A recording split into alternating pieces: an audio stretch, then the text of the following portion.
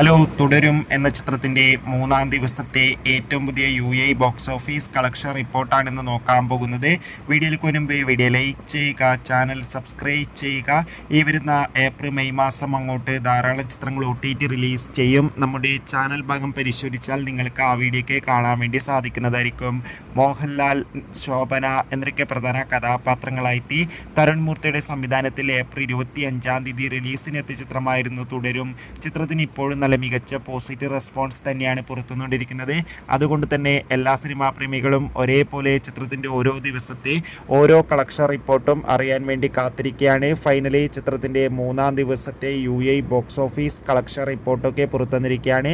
മൂന്നാം ദിവസം അത്യാവശ്യം മികച്ച ബുക്കിംഗ് ആയിരുന്നു നടന്നത്. അതുകൊണ്ട് തന്നെ 50 ലക്ഷം മുതൽ 1 കോടിക്ക് വരെ എന്നും കളക്ഷൻ നേടിയെടുക്കാൻ വേണ്ടി സാധിക്കുമെന്നാണ് ട്രാക്കിംഗ് റിപ്പോർട്ടുകൾ സൂചിപ്പിക്കുന്നത്. കാത്തിരിക്കാം കൂടുതൽ ബോക്സ് ഓഫീസ് കളക്ഷൻ റിപ്പോർട്ടിനായി.